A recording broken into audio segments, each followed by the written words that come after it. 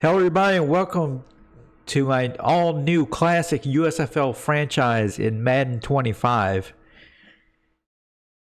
I'm excited to get this franchise up and running with the USFL, the same USFL universe that I created for Madden 24. It's going to work a little bit different this year, however.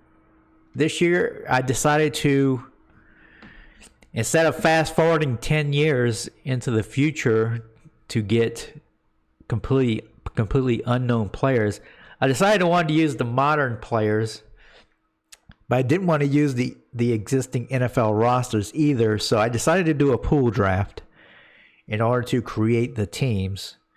And I conducted it offline because there was some testing, some unrelated testing I wanted to do with the actual rosters, so I'm not going to show the draft in this video, but of course, we will introduce the results of the draft and see what players we have on our New Orleans Breakers team this year. The way it worked was I only picked the first top six, only made the first 6 selections for the Breakers, and then I let the computer draft the rest of the players so that I didn't have too much of an advantage in terms of roster building.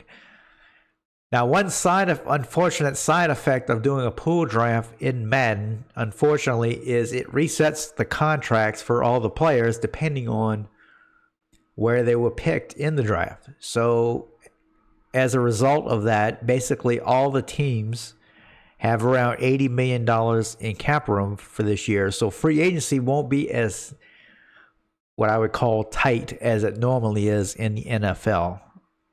And it's probably going to be that way for the first few seasons.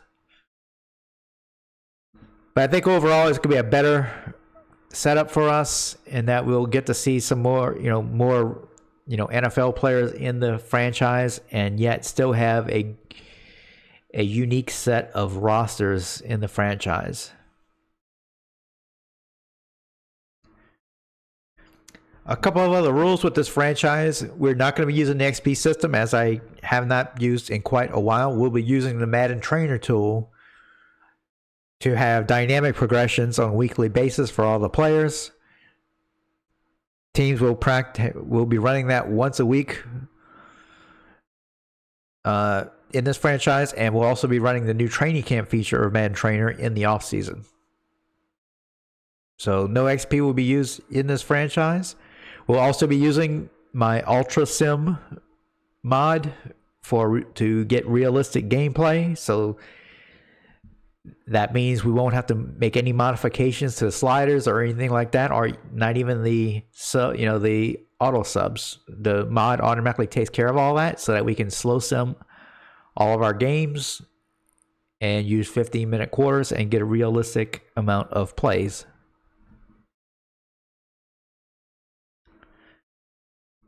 I'll also be live streaming 1 or 2 games per game week of other matchups in this franchise. So those of you who enjoy watching the USFL teams play on the field, I'll be doing that as well. Superstar abilities are turned off. I have not figured out a way to modify how those abilities work. And so, because a lot of those abilities are kind of cheesy, I still have to turn those off, unfortunately. So let's meet our New Orleans Breakers. Looking at the quarterback situation with my first pick, I did use my first pick on CJ Stroud. I was like 23rd or 24th in the pick order. So it was kind of the bottom of the barrel in terms of top of the line quarterbacks, but I think I was relatively fortunate to be able to get CJ Stroud at quarterback. So of course, superstar ability, 82 overall, very young, so he has plenty of potential to improve, hopefully. And of course, we have just run-of-the-mill backups. Bailey Zapp and Kellen Mond would be the backup quarterbacks. At the halfback position, I think I have 2 top-tier running backs, James Conner and Austin Eckler. I think both of them will see some playing time. James Conner being more of a power back, and Eckler being more of an elusive back. So that gives us kind of a 1-2 punch in terms of the running game. So at the wide receiver position, probably not our best position on the roster, but we do have Chris Olave, who's our best receiver at 87 overall. So there's kind of a big drop off after him, however. As you can see here, Brian Thomas Jr., a rookie at LSU, probably might be our second best receiver on the roster. So it's a very young group anyway, as the oldest guy in the group is Anthony Miller, who's 29 years old. The tight end group isn't a very strong group either. Our top tight end is Juwan Johnson, another Saint, at a 77 overall. We have Colin Granson, kind of a third-year guy with a 70 overall. So not a real strong unit there. At left tackle, I love Christian Darrisaw, however.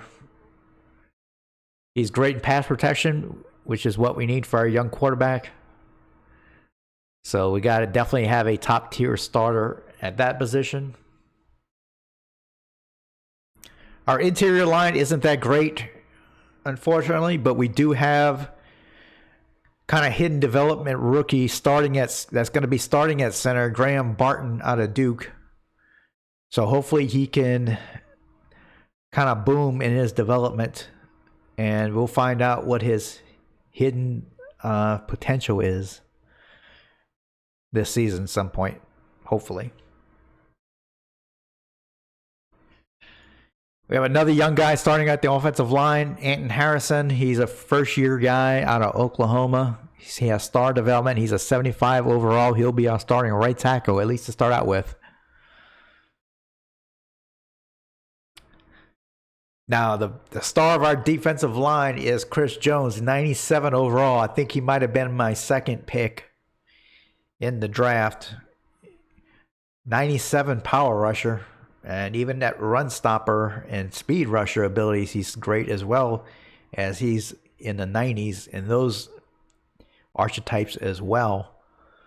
So he's definitely the anchor on our defensive line.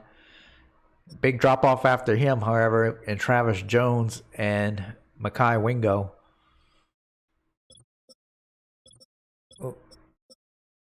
At the defensive end positions, we have more young guys here. Kalijah Cansey out of Pittsburgh at a 78 overall.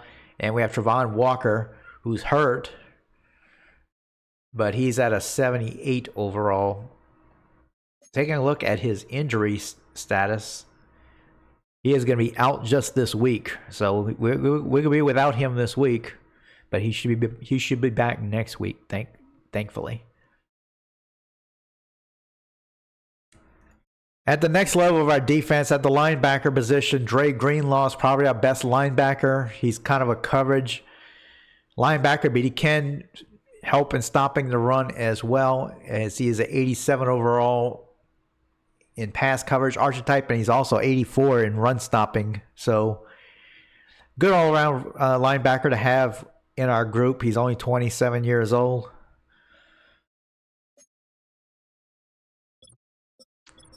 In the middle, we have Robert Spillane,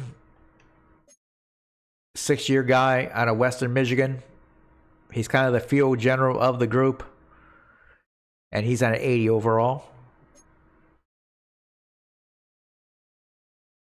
Now, in our secondary, Stephon Gilmore is one of our oldest guys on the defense, but of course, he's a superstar. Great all-around corner. Superstar development. He is 33 years old, but he's still by far the best player in our secondary.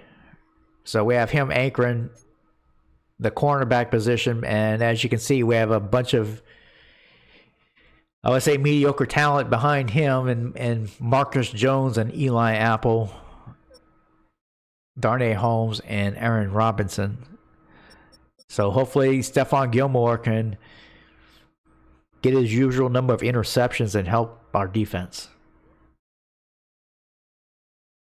And on the back end of our defense, we have Jaquan Brisker at the strong safety position, another young guy with star development, only in his second year.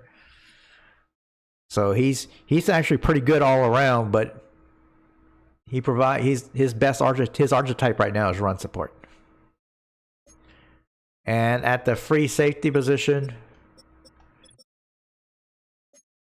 we have Trevon Moring, another youngish type guy in his third year, able to play some zone and, offer some run support. So he's at star development at 81 overall. So I think the back end of our defense is solid. No superstars, but I would say a little bit above average. On special teams, we have Will Lutz.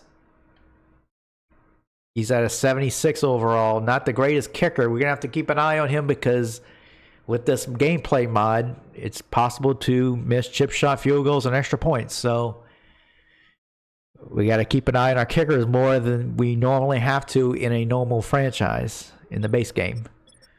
And punter, very average punter, Jack Fox. We have to keep an eye on that position as well, as CPU punters typically don't do that well, especially the lower rated ones. So we have to keep an eye on the performance there as well. So as I mentioned before, we do have one injury on the roster at the defensive end position. I'm going to go ahead and promote Isaiah McGuire. He's on our practice squad. I'm going to go ahead and sign him to the practice squad, at least for this week.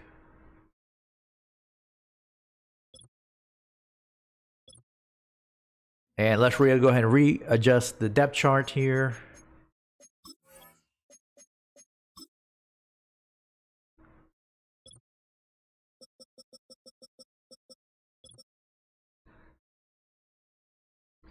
So Travon Walker is injured. We're going to have Chauncey Golston start. And we'll have McGuire back him up. And that should take care of that.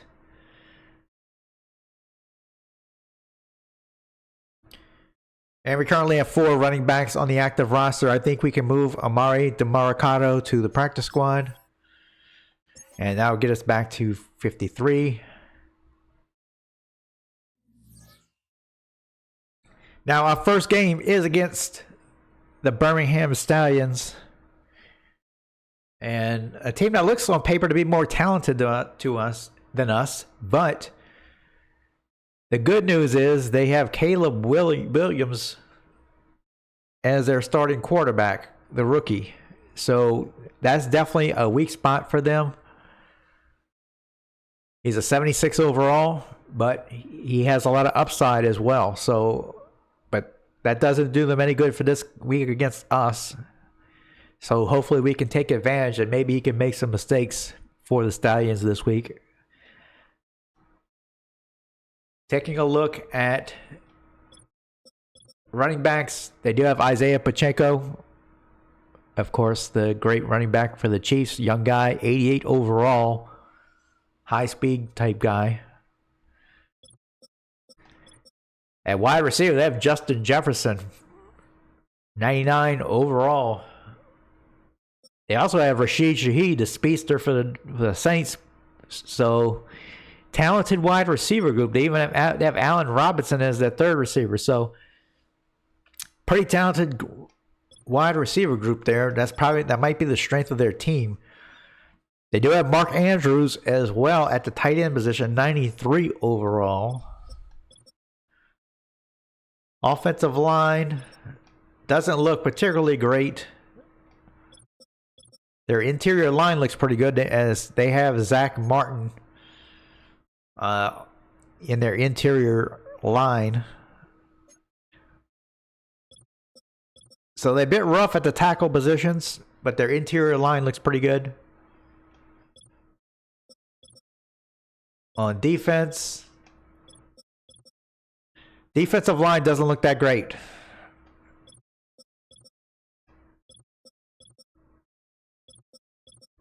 Linebackers aren't that great either.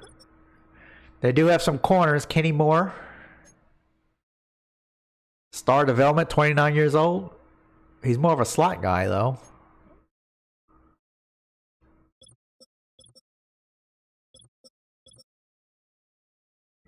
And Cameron Curl might be their best player on defense is hurt. He's going to be out this week with a quad strain. So their defense is looking kind of suspect, to be honest. They have Fairborn at kicker. So I think this is going to be a pretty even matchup. As you can see by the overall ratings, they do have a higher overall rating, 82 versus our 80. But defensively, they're only at an 80. So offense looks like it's going to be the strength of their team. Obviously, a good wide receiver group. If we can contain Jefferson and not let him blow up on us, I think we have a chance to win. And before we move on, let's go ahead and see how the team practiced during the week and see what improvements we were able to make. First thing I see is Aaron Robertson, our corner. Did have an excellent week of practice. He got bumped up to a 72 overall, improving 2 points in man coverage and a point in awareness. So good to see there. Stephon Gilmore, good workouts and practice, but he's so old. It's going to be hard for him to improve, if any.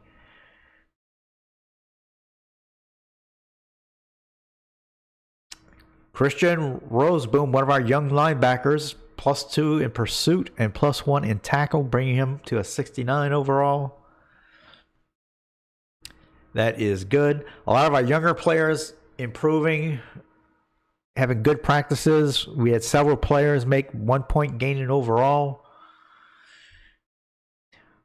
One of our rookie wide receivers, Aeneas Smith, +1 speed, getting him up to a 70.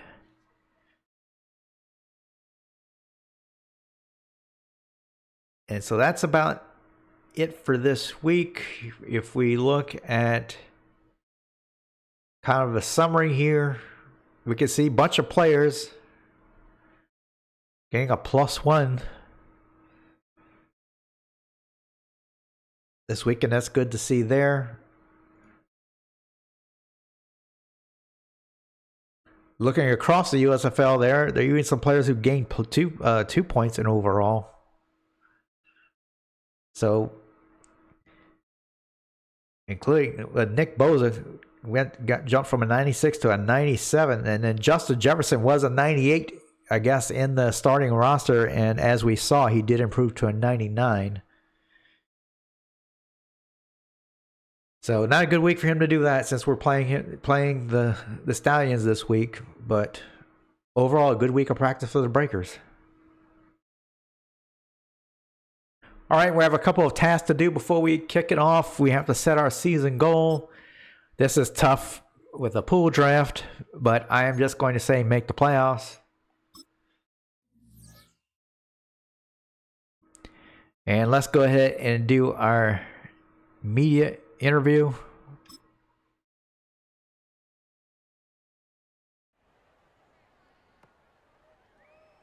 These typically don't make much sense to me and don't seem realistic, but let's see what we got.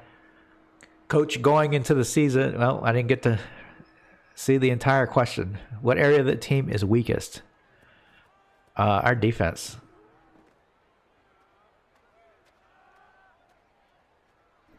So if the defense is weaker, what part of the offense is the strongest? I would say the running game. We have 2 pretty solid running backs. Can you be more specific? I'll say halfback. Very generic sentences going on here. What would a successful season look like? I'll say 1,300 yards. Who knows what this does? Thanks. We'll check back at the end of the season. Great. I promised that your team would rush for 1,300 yards this season. I did? I was just giving an interview. Oh boy. All right. So I think that's the only task we need to do this week. And I think we're ready to kick it off against our arch rival, the Birmingham Stallions. We're at home in the Superdome. Let's go to kickoff.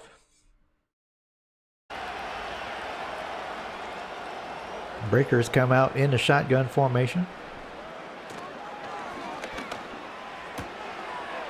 And Stroud throws it to Olave on the first play and gets about 7 yards. Good start for the Breakers offense.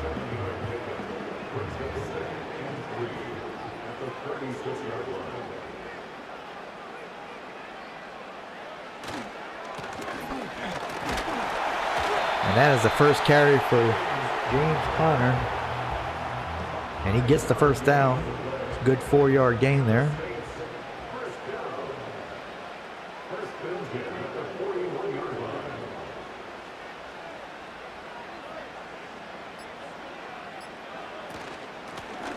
Conner gets the handoff, and he goes to the right side, but no gain there as Turner was there for the Stallions. Austin Eckler checking into the game now for the Breakers. And Eckler gets the handoff. He finds some room up the middle, and he gets about 9 yards. So a good run for Eckler in his first carry of the season. Short yardage situation now for the Breakers offense. And Conner has plenty of room to the right side. And he gets more than enough for the first down. He gets 7 yards. And it's going to be a first down and 10 at the Stallions' 43-yard line.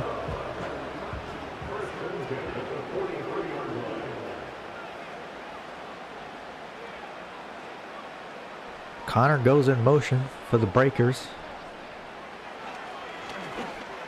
And Stroud throws it to Conner, but he drops the football.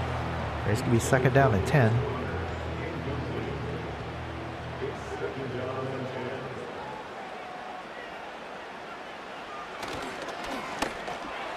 Quick throw by Stroud, and that is caught. I believe that is Brian Thomas, the rookie, out of LSU. And that's going to be a first down for the Breakers.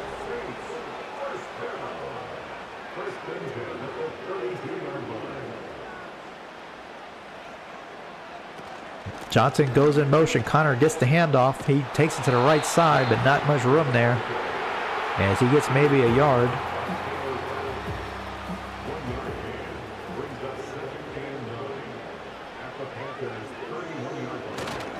Conner gets the handoff once again. Tries to bump it outside, but no room once again for him. And that's going to make it third and long for the Breakers.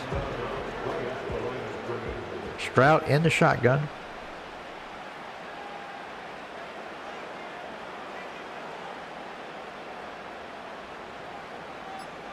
Conner goes in motion. And it looks like we're going to get a delay of game penalty. Delay of game, offense.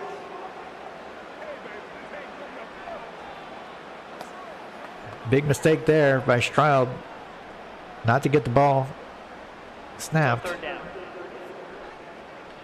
It's 3rd and 14 now.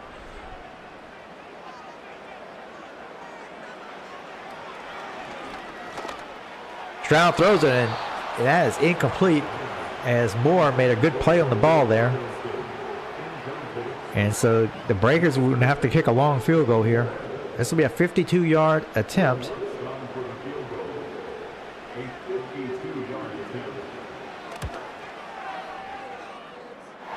And it is good. Will Lutz kicks a 52-yard field goal on the Breakers' opening drive, and it is 3-0. And Pacheco fights his way near the first down marker, but he's a yard short. It's going to be 3rd and 1 yard to go. Stallions come out in the shotgun, though.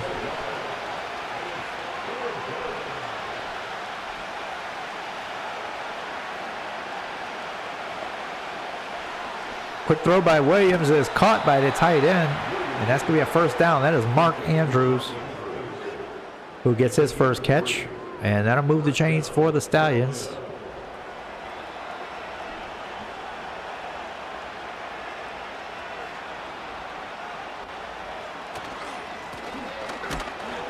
Pacheco with another carry, only gets a yard.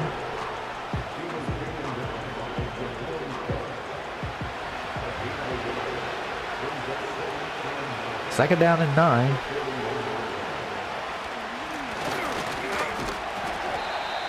And Pacheco once again tries to find some room up the middle, but nothing much doing there. It's going to be third down and 8 now.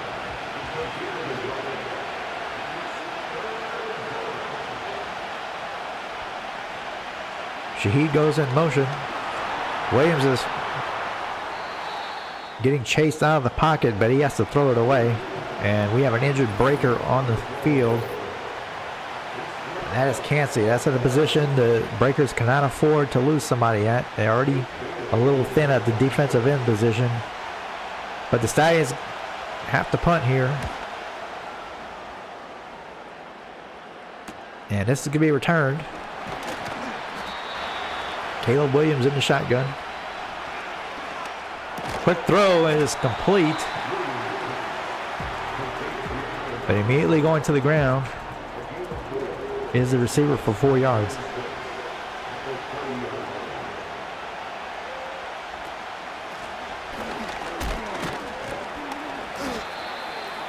And Pacheco, not much room there, 2-yard gain. It's going to be third down and a manageable 4 yards to go for the Stallions.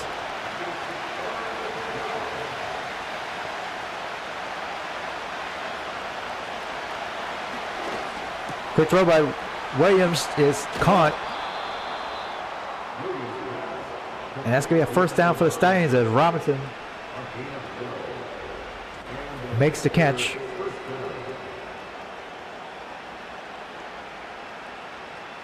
That is certainly the strength of this team, is the wide receiver position.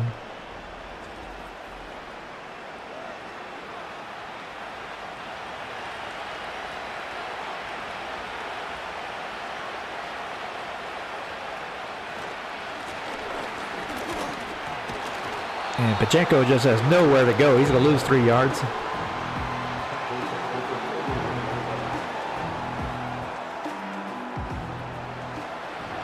Second down and 13. Let's see if the Stallions get this playoff. They do not. And we reached the end of the first quarter. It's 3-0 Breakers.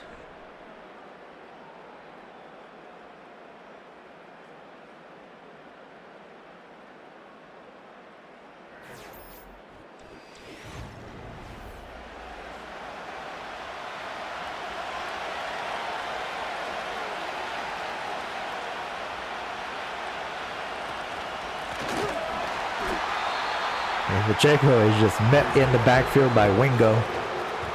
That's going to be a 4-yard loss. Good defense there by the Breakers. Third down and 17 now for the Stallions.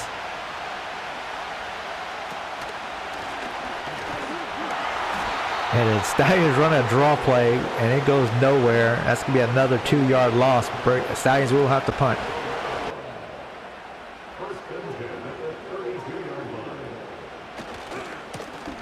Connor has some room to the right side. And he gets about 8 yards. A little bit slow to get up though. And he's going to the sidelines.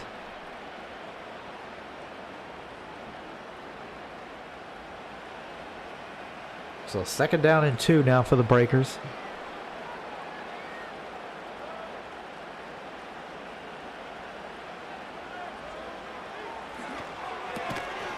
Quick throw, but no yards gained there. As number 42 for the Stallions makes a good tackle there. It's going to be third down and 2. Eckler in the backfield. He goes in motion. That pass is caught by Eckler, and that's going to be a first down.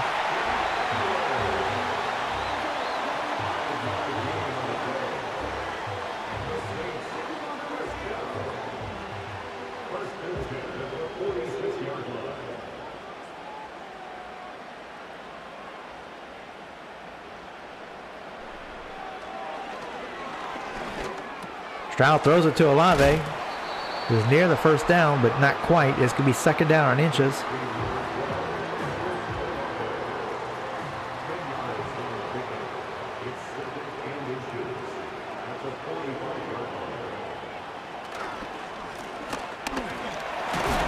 Eckler gets 5 yards. This could be another Breakers first down.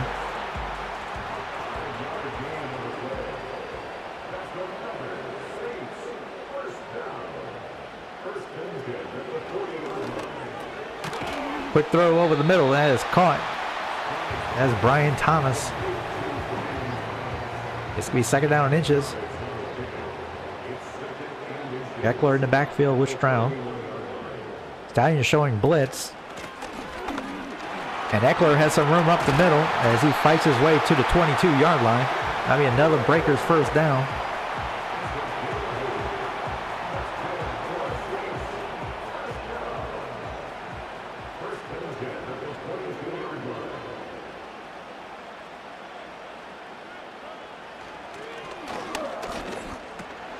Quick throw up the middle to Olave. And they give him the first down that time. That's the 5th catch for Olave in this half. So this will be first and 10 at the 11-yard line for the Breakers. Connor back in the game. Apparently he's okay. And Connor is going to take it to the right side. He's going to score a touchdown for the Breakers. James Conner comes off the sidelines after getting injured earlier and scores the first touchdown of the season for the Breakers.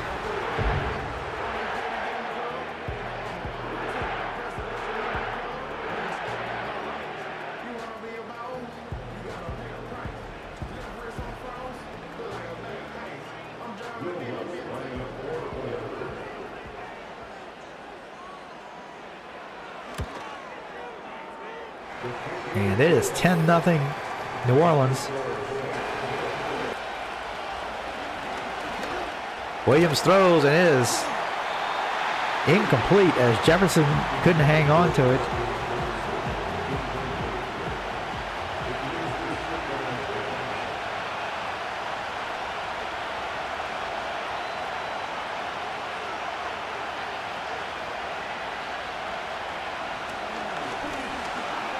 And Williams is getting chased, but he's able to avoid the sack, and he is intercepted. Breakers are going to score a pick 6 here.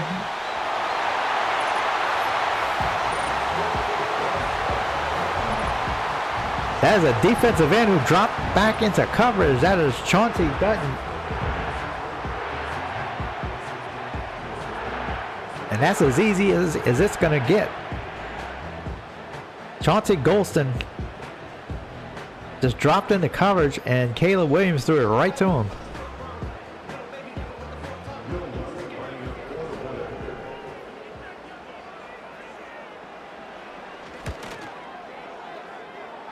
And it is 17-0 New Orleans.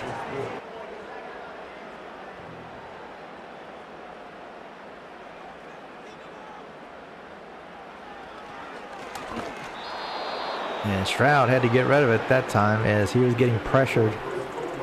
It's going to be second down and 10. Only 55 seconds remaining in the first half.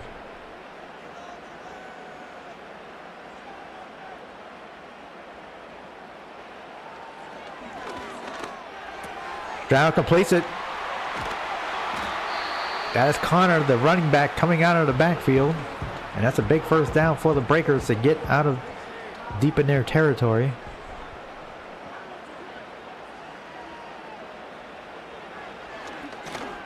Stroud throws it deep, and that is incomplete.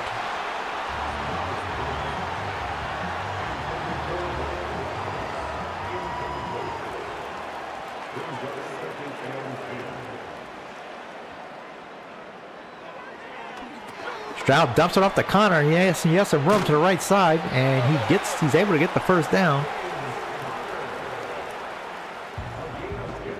Breakers don't call a timeout. 30 seconds remaining. Well, now they do. Took them quite a while to get that timeout called.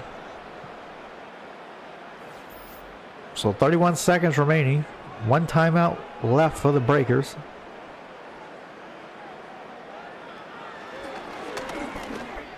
Deep throw over the middle, and that is broken up. It looked like Brian Thomas had it for a second there, but the ball was knocked out.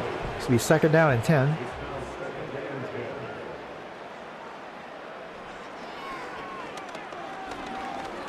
Stroud scrambling to his left, and he's going to take off. Still running, but he fumbled the ball. Ball's still on the ground, and the Stallions are going to pick it up.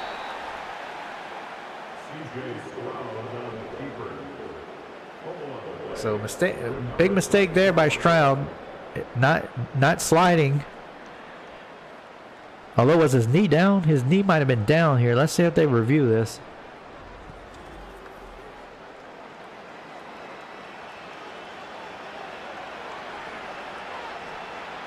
Doesn't look like they're going to review it. And that's caught by Jefferson, I believe. That's his first catch.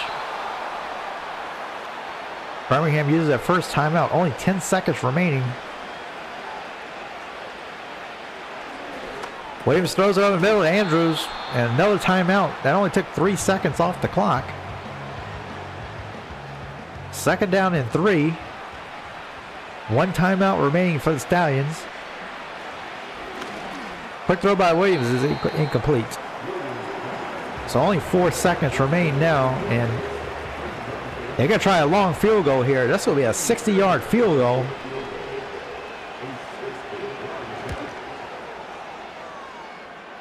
And it hits the upright, and it's good. It actually hit the bottom crossbar, and it went in. That is an unbelievable kick.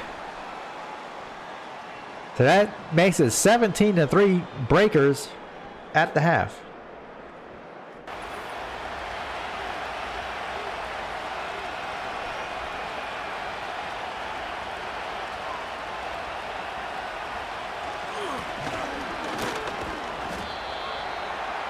A little bit more run for Pachenko that time. He gets 5 yards.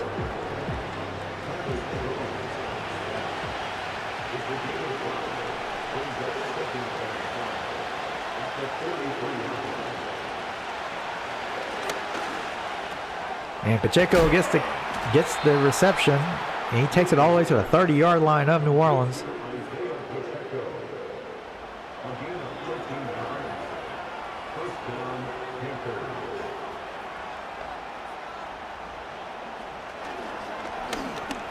And Williams cannot avoid the sack, as Chris Jones was there to greet him in the backfield. That's a 7-yard loss.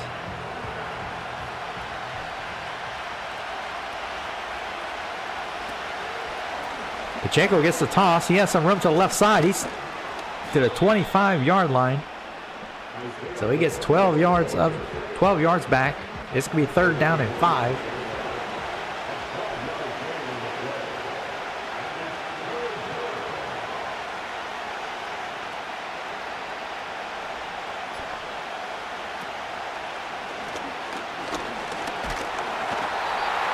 And Caleb Williams has to get rid of it, as he was getting ready to take another sack. And that's going to be another 4th down. Stallion's going to kick a field goal here. This will be a 42-yard attempt. And it is good. And so the Stallions break into the lead once again. It is 17-6. 1st down and 10 for the Breakers at the 34-yard line. Zapp hands it off to Eckler, but Eckler doesn't have anywhere to go this time. That time it's going to be a 1-yard gain. And it's going to be 2nd down and 9.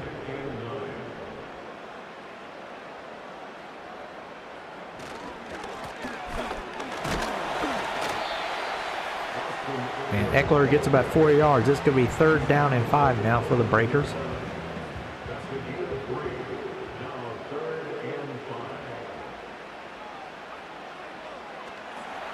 Zapp sets up the screen to Connor to right side. He gets a block, and he gets the 1st down to the 20-yard line.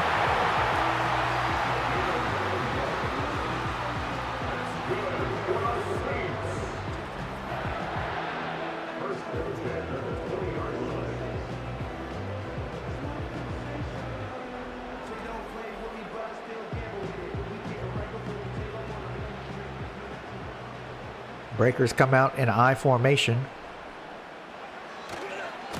As Connor gets the carry, he couldn't get a block there. This will be a 2-yard gain.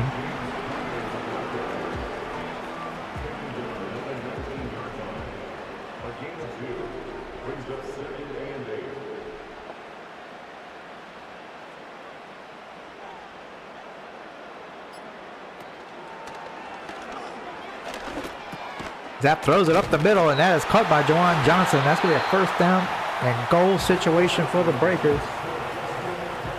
As Zapp threw a good ball there up the middle. He's in shotgun formation.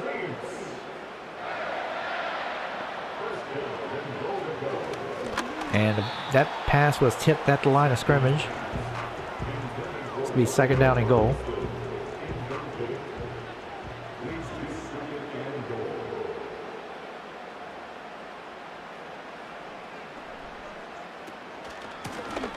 Connor gets the handoff up the middle. Can he break a tackle? He cannot, but he does take it to the 3-yard line. And it's going to be third down and goal for the Breakers.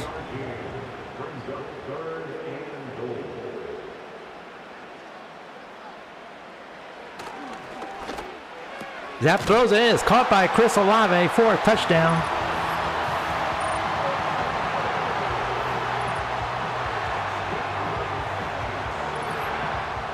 So nice throw there by Zapp, who's done a good job coming into the game off the bench.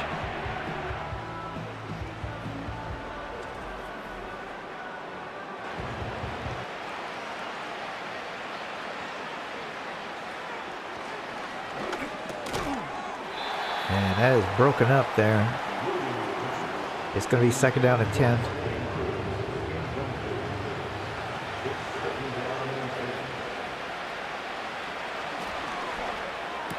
Williams throws it to Jefferson, and he takes it to the 27-yard line. Big catch and run there for Jordan Jefferson, who's had a kind of quiet day.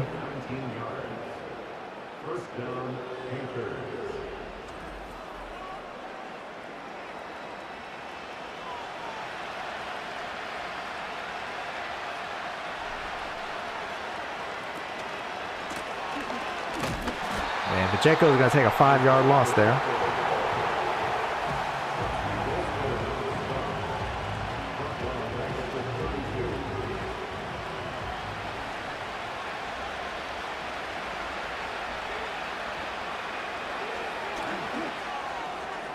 Williams throws it, and it's incomplete as Eli Apple was on the coverage there for the Breakers. Third down and 15 now.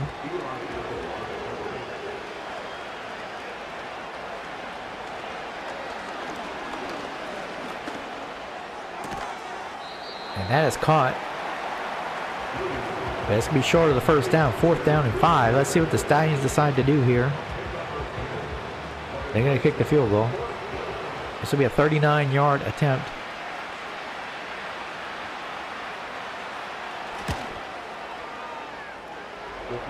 And he kicks it through as Fairbairn kicks his third field goal.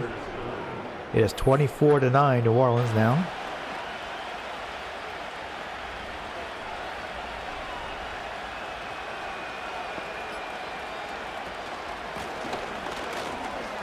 And that's going to be around the middle, and hurling to the 2-yard line is Lloyd, the backup running back for the Stallions, and now he's shaken up. He goes to the sidelines.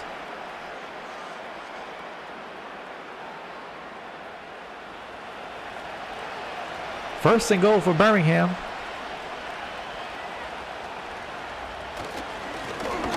And Pacheco takes it in the end zone, but there is a flag on the play. Let's see if this is coming back.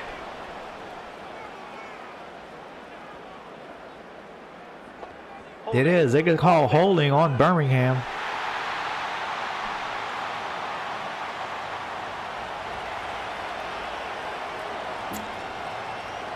So that's going to make it first and goal, but all the way back to the 12-yard line.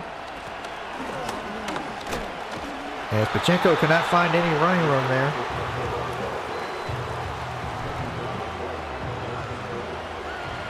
It's going to be second down and goal.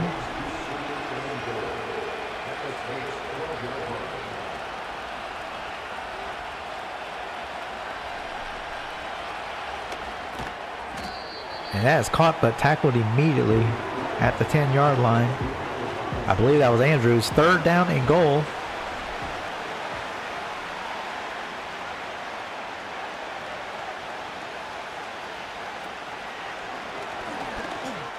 Williams throws, it is intercepted. And he might No, he's going to get caught. And that's going to do it for Birmingham. In all likelihood, Dre Greenlaw stepped in front of the pass by Caleb Williams. And that's more than likely going to do it for the Stallions. As Caleb Williams didn't make a good decision there.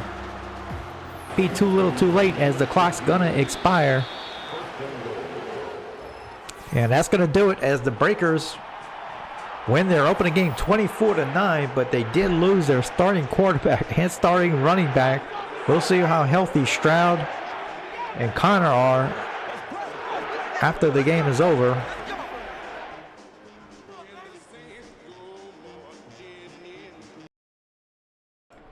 So a great start to the season for the Breakers, at least on the scoreboard, where they went 24-9, pretty much dominating the Stallions for most of the game, especially in the first half. Unfortunately, we did have a couple of starters go out of the game. The difference in the game, obviously, with Caleb Williams throwing a couple of costly interceptions. He did complete 73% of his throws, but he had those 2 turnovers. C.J. Stroud, before he left the game, was 12 of 20 for 129 yards. He made no mistakes, and he was pretty efficient in the game, but of course he went out of the game with an injury. Bailey Zapp came into the game and played really well, going 5 of 7 for 38 yards, and he did have a touchdown pass to Olave in the second half. Rushing-wise, the Breakers were able to stop the Birmingham running game in its track, just dominating the line of scrimmage, holding Pacheco to a 2.4 yard average. James Conner didn't quite get 100 yards rushing before he got hurt, but he did average 5.3 yards a carry. Eckler did well also in his absence, averaging just over 4 yards a carry. Receiving wise, the Breakers were also able to keep the talented wide receiver group for the Stallions in check, as Jefferson only had 5 catches for 55 yards and Shaheed only had 4 catches for 41 yards. So the Breakers were able to put pressure on Caleb Williams, which prevented him from getting his wide receivers too involved in the passing game.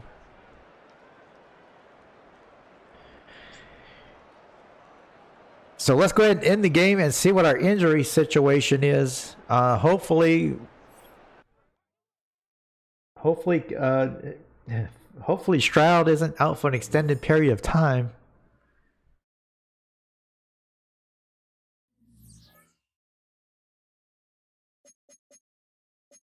Oh boy, 2 new injuries. Okay, so Stroud's not going to be out for any time, it looks like. That is good. But James Conner is going to be out for 4 weeks. We can live with that one more than we can live with Stroud being out, because we still have Eckler.